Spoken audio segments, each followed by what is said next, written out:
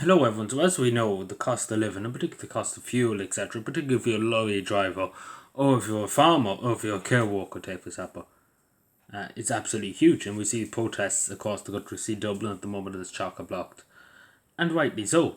Because the reason why, and I have to be honest with ourselves here, because some people are against it, a lot of people are for it, but there's some people against it. The thing about it is the government don't listen. For the last few weeks, people have been begging the government, take away the carbon tax, get rid of it. Get rid of it, scrap it, or get rid of some of the tax on the fuel. Because again, you have to remember, half of the fuel that you pay, what you pay for your fuel, half of it goes to the government. Pretty much 60% of it goes to the government. The government put that in their back pocket and run away with it, basically.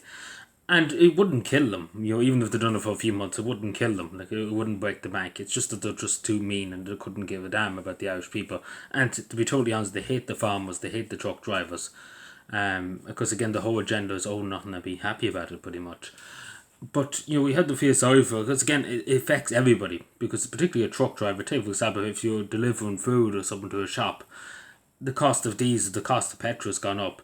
So the consumer will have to pay that, because obviously it costs them more to get that truck on the road, to get it to the shop, take for example. And of course, the money has to come from somewhere. The extra few bob for the petrol and diesel has to come from somewhere. Take for example, I heard one man, he's a self-employed truck driver. He does, pretty much, if he gets contracts, etc., to deliver stuff. He said it used to cost maybe 500 a week to keep his truck on the road, because again he'd be driving huge distances. We're talking about thousands of kilometers probably a week. And he said maybe it was 500 beforehand. Now it's 1,000, nearly 800 or so a week for him to fill up his truck. Because again, he does big journeys. He goes to the continent, he goes to France, etc. And it's a lot of money. You really take about 1,800 a week on petrol. It's a lot of money. It really, really is a lot of money, especially if he's delivering something like food. For example, if he's delivering other stuff, the money would have to come from somewhere to cover that extra expense. And what I mean by that is, the consumer, take for example, if you're in the shop, the price of food will go up to cover that expense and stuff. So it only benefits society, really benefits society. The same with the farmer, because again, the food has to come from somewhere. It comes from the ground. The farmer has to produce it and grow it, etc.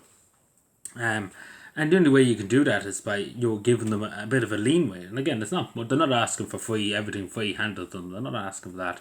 They're asking just to cut it for, even though they cut it for a while until things get back some way stable. But they're just utterly refusing. We hear Micheál Martin today crying about Dublin being locked down, etc. And I get it. I understand some people, some older citizens too, only citizens, are upset, etc. about it. And I understand why, because some of them do have medical appointments or have appointments or have to go to work, etc. Or have to go to college or have to go about their business, I suppose. But this is the thing: the government caused this, and again, at the end of the day, you can blame the farmers, you can blame the lorry drivers, you can blame everybody. But at the end of the day, the government, for weeks, for months at this stage, the government have been told, please do something, and constantly just asking them to do something, just do something. Even we called the doll, do something instead of just sit down and do nothing. But they decided to sit there and do nothing on their hands. So the only option they had left was to block up the whole city of Dublin, and to cause as much disruption as possible to the government, and you know basically force them to do something, because that's unfortunate. They've asked nicely and they were ignored, so they had to kind of force them to do it, and it's an unfortunate thing, because again, I don't want to see people being Dublin being chock blocked, etc. The whole cities in this country being chock with the bypasses or the motorways, but it has to be done, unfortunately, because the government simply don't care about the Irish people. They don't care at all. They couldn't give a damn. There's so many Irish people homeless. They couldn't give a damn about Paddy or Mary or Johnny. They couldn't care less. They're out to destroy Paddy and Mary and Johnny, to be totally honest. That's pretty much their agenda. And we see this with the carbon tax. Like, for example, if you're a single parent raising a child, how could you afford to bring him to school, say next week when schools go back? How can you afford to pay the bills? The electricity prices are going up, etc. And the government know where to be found, and helping that mother out and helping our child out growing up. What kind of future we live in for him to, take for example, in that case? But as I said, and I say this to the people who are a bit annoyed about the protests, I get it, I understand it. Nobody likes to be disruptive. They're going to the work or going to wherever they're going.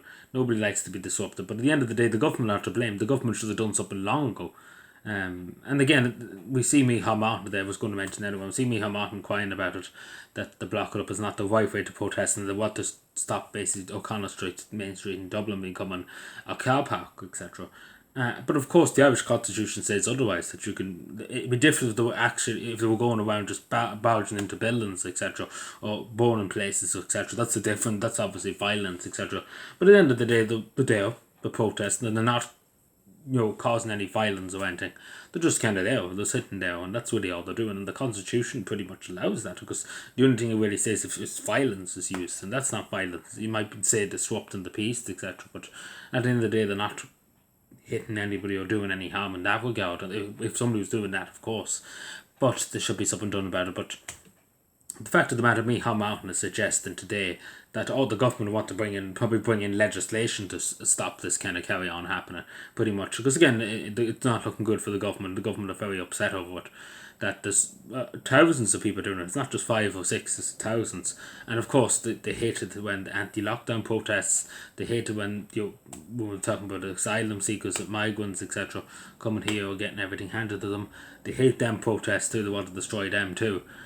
But basically, this country's going down a dark road, especially when Micheál Martin's talking about we have to look at legislation when this comes to these protests and stuff. It's very sinister stuff when you hear this kind of language. You think he would be saying we have to kind of listen to people, we have to try and understand what we can do to help. But no, outright just attack. But it'd be different if it was somebody, if it was only. It'd be different if it was some other nationality. If it wasn't Irish people, they'd be listening straight away. But the majority are Irish and they don't care less. Because why should we listen to Paddy? Pretty much what Micheál Martin takes in his mind. But hopefully Paddy blocks up Dublin for the next 6 weeks if necessary, and keeps Micheál Martin stuck in Dublin for the next 6 weeks, because that's unfortunately the only way to make them listen. And it's a sad thing to say, but it's the only way, because at the end of the day, Micheál Martin could click his fingers right now and say get rid of the carbon tax for say 7 weeks, for 10 weeks, even for forever if he wants to. But he's not going to do that. But even for 10 weeks, he say let's get rid of it. No carbon tax or no tax or any on these or anything. We'll just get rid of it altogether for the next 10 weeks, for example. And then people would go home. People would be happy and say we got what we wanted. Time to go home. But it's the fact of the matter, he's doubling down, tripling down, saying no, fuck you, basically, in the nicest possible way. That's pretty much what he's saying.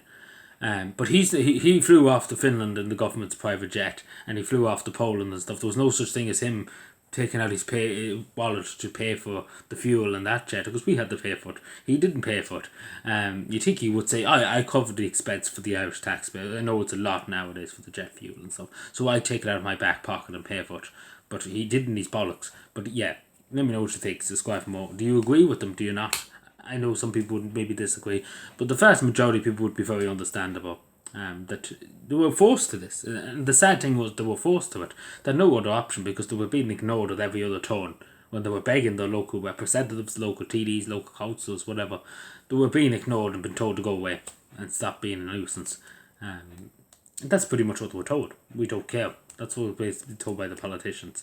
So unfortunately, they have to try and make them care, by annoying them. Because that's the only way to annoy them, is to make them to do something if you annoy them really badly. Anyway, let me know what you think. Subscribe for more and bye.